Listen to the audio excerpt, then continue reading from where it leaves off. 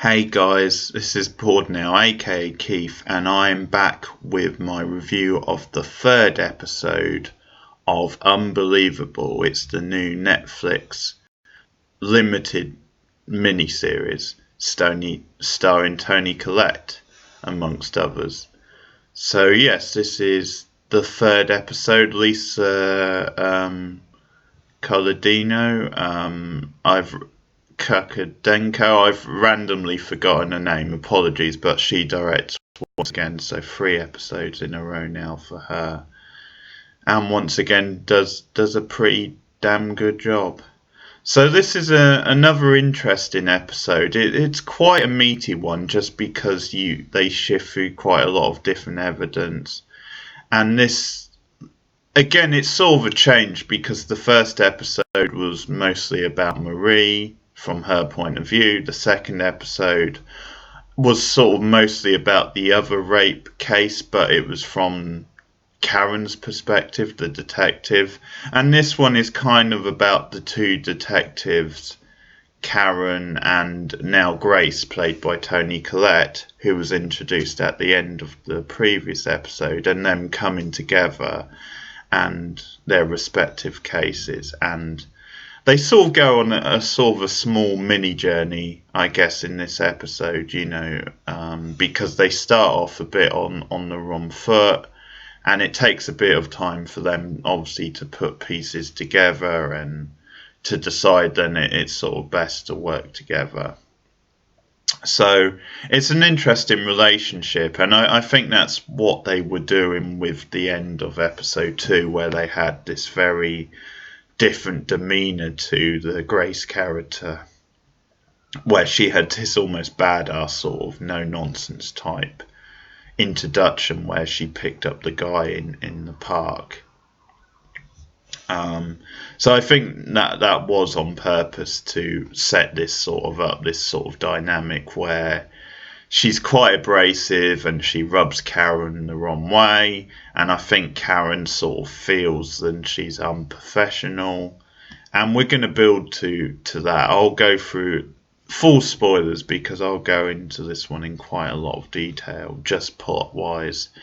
But yeah, it sort of has a nice little arc throughout the episode, and Grace, particularly arrives at a different place at the end, or I think you find out that she is more serious than maybe she first comes across as.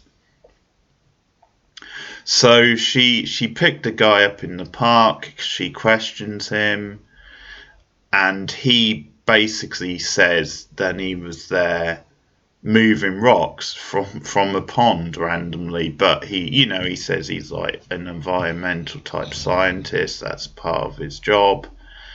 And so then she asks him, because he comes up with it's not necessarily an excuse, but he says the reason he was doing it in the middle of the night was because it's just easier because no one's around and what have you. But so then she asks him where he was on the day of the rape case she's looking into, and he says he was at a conference to do with his job, and can anyone confirm this? And he sort of gives her the details, but it's also a hostile reaction from him, the fact that he's being questioned in this way. And I mean, Grace does have a great line where she sort of says, she asks about any females in his family, and he says he has three sisters. And so she turns it around on him and says, well, wouldn't you want me to spend as much time questioning someone about about the case if one of your sisters had been raped, sort of thing. And again, I think it's playing with these gender dynamics throughout. So yeah, she's turning it around on him because he's being hostile and he's not taking it seriously and acting like, well, it's such a, I don't know, such a, kind of hassle, then he has to be questioned in such detail and for so long. And she's very sarcastic at the end of the scene where she says, "Thank you for all the goddamn time you've given me," or something like that. And it's this no nonsense energy, and Toni Collette just brings this stare and this energy and this sort of, she's very dominating. She dominates the screen, but almost without trying, sort of thing. It just comes very natural, and I think you see why she is one of the most highly thought of actresses around, certainly in Hollywood. So immediately she makes her presence felt.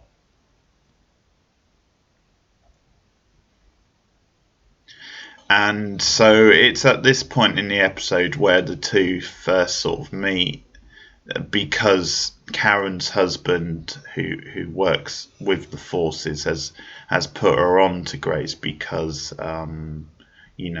Grace is a colleague of his, and it was discussed the backpack which Amber's attacker supposedly had. So they said, sometimes we see backpacks like that at our precinct. So, he puts her in touch with Karen. And so they meet up, and obviously Karen says about having a similar type of case. And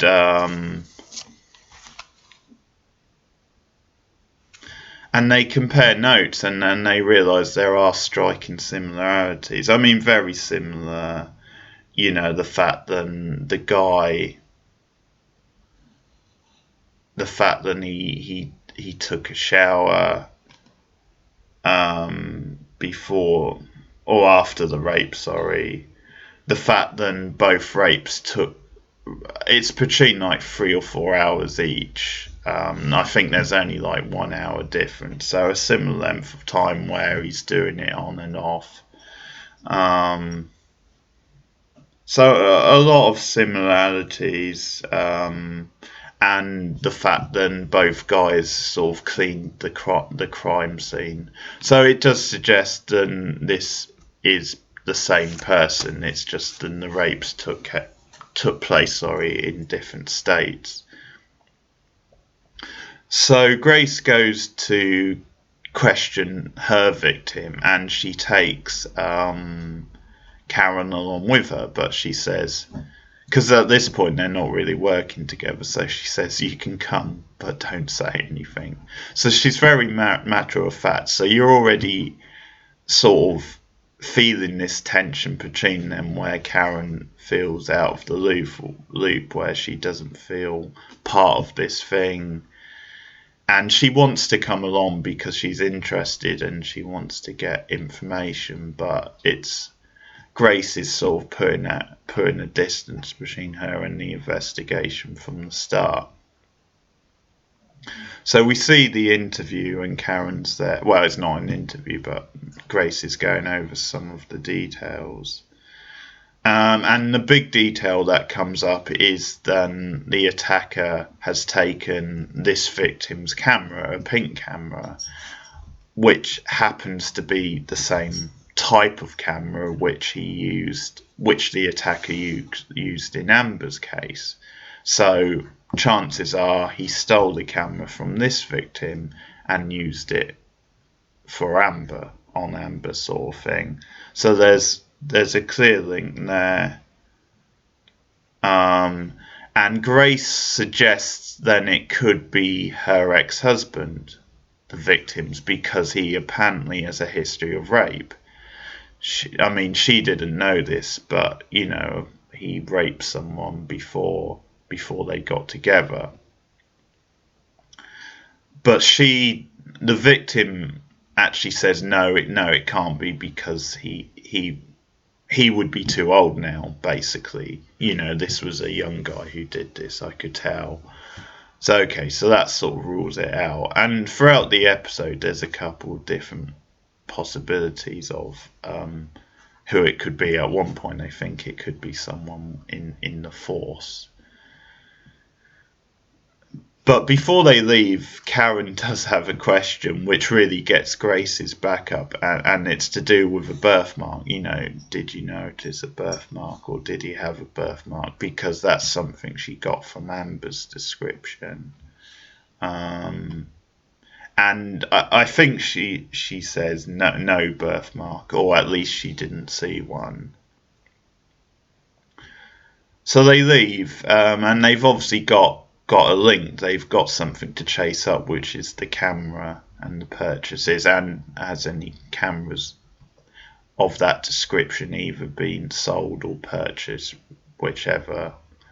But yeah, Grace does chew into Karen when they get back to the car. They said, "Don't talk to the victim. I told you not to ask her any questions. I know this lady, and you just sort of questioning her it's just going to make her feel worse, basically, and not help with the investigation."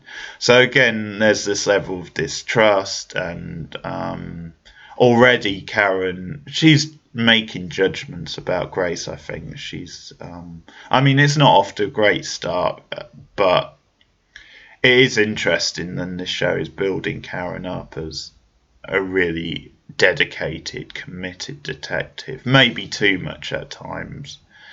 And it's sort of, at this stage, it's showing Grace to be the opposite. But certainly she's good at her job. I think you can tell that from the start.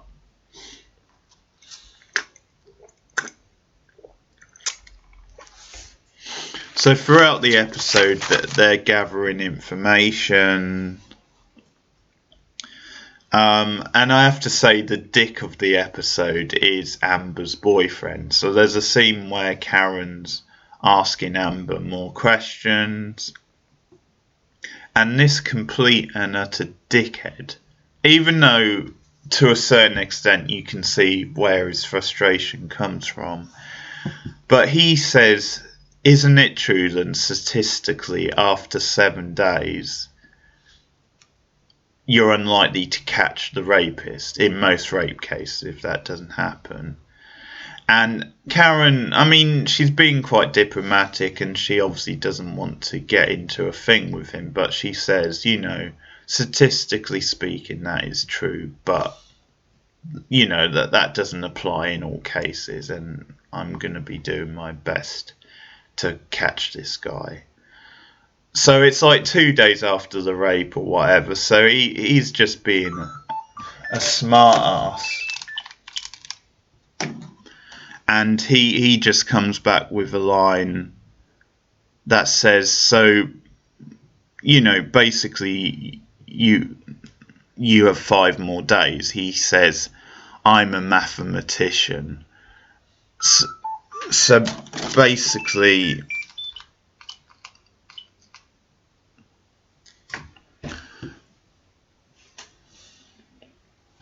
sorry about that. So basically, if you don't catch him, he says, I've been distracted by the goddamn phone. I'm a mathematician. I believe in numbers.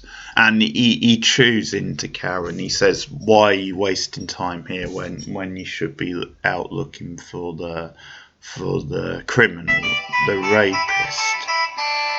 And I'm just going to let the phone ring.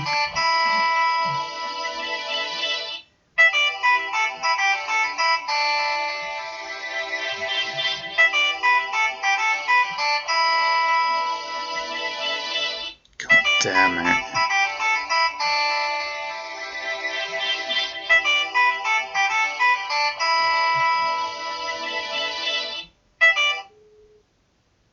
So anyway, hopefully it won't ring again during the review. So yeah, he's being a real dick, because Karen's obviously doing her best, taking things seriously. It's not her fault they don't have any leads yet. So yeah, guy's a major dickhead, even though you can partly see his frustration. And yeah, Amber can do much better, basically.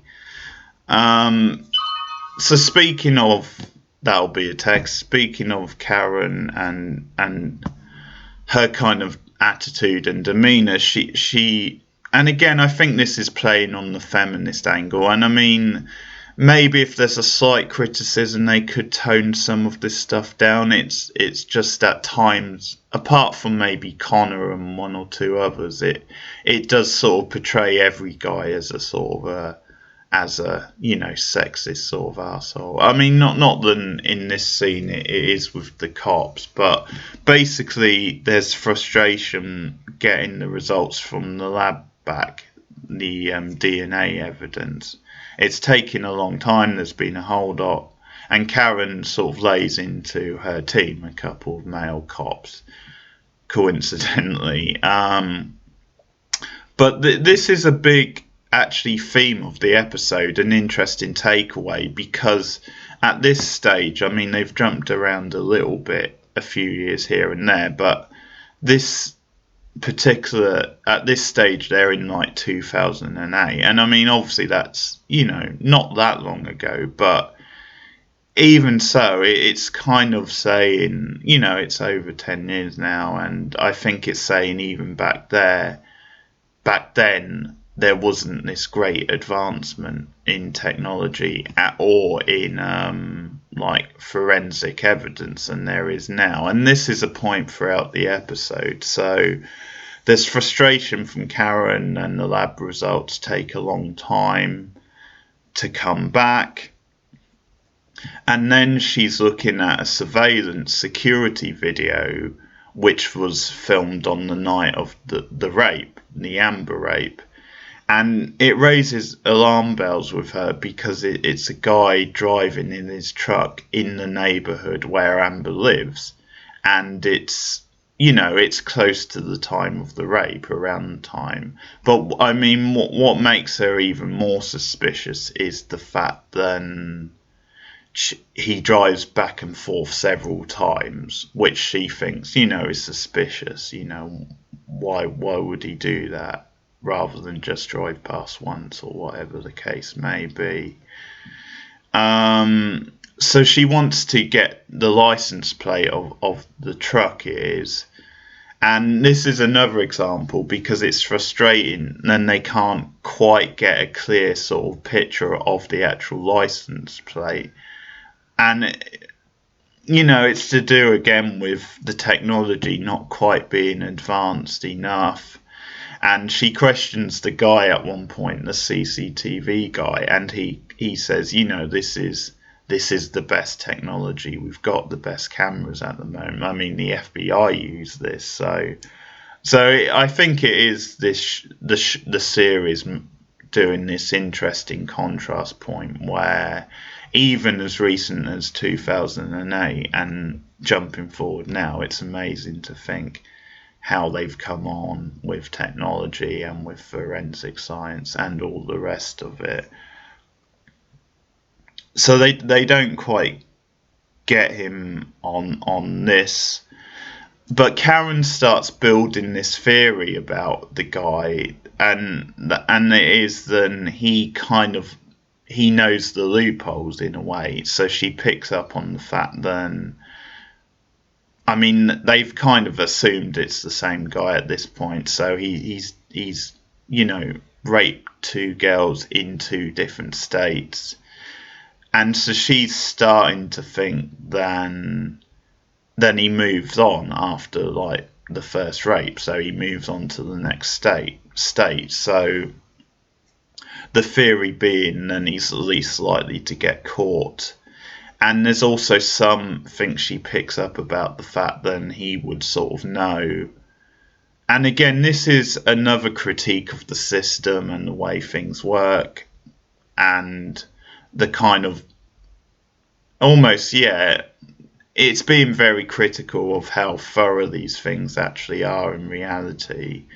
And I think, again, it is making a gender point that maybe this is down to a lot of kind of men in these roles and not taking it seriously enough. But at one point, her and Grace agree that it's very rare then the right forms get signed off on, to push these things forward. So it's kind of saying then the perpetrator would probably know that, so he would be quite comfortable at not getting caught.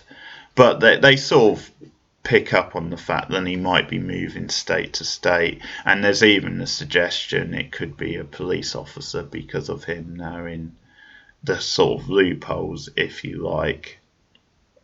And another very interesting detail in terms of the science and what have you is the fact that Karen can only get hold of a certain amount of DNA from the Amber case. I think it's like eight. It's not percent, but 8. Sort of traces, whatever you want to phrase it as, but it's 8 anyway. And at one point, when they're talking to an expert, she says, 8's too low. You need more than that for them to process a profile.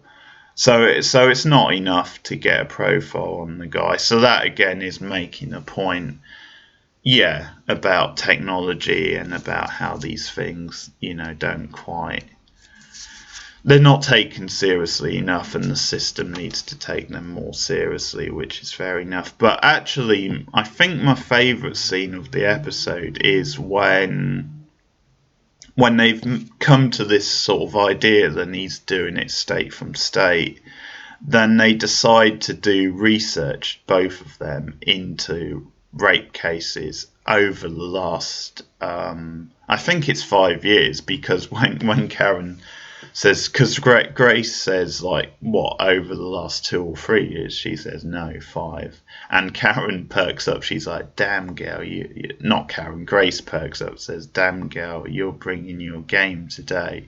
So they're covering the last 5 years and in various states. So you see both of them, like, phoning round.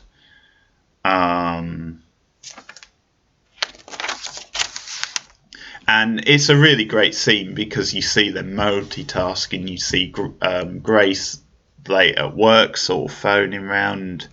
You see Karen at home phoning, so she's like pouring one of her kids like a drink at dinner time, and she's on the phone at the same time. And it really gets across the dedication of both, and they're multitasking and just driven for the case, so that they're calling all these different numbers at various times.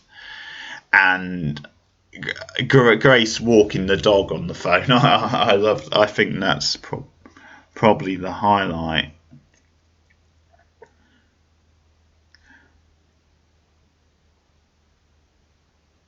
But it finally gets nearer the end of the episode, and it looks like they're not going to find a match, and finally they do find a match. They find a match from a case 6 months ago.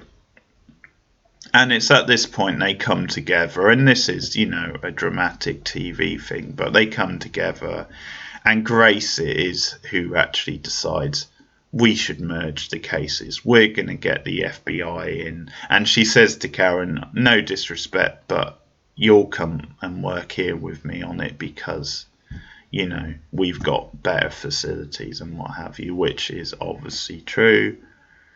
And it ends with another sort of badass line from Grace where she says, we are going to find this sick motherfucker or something.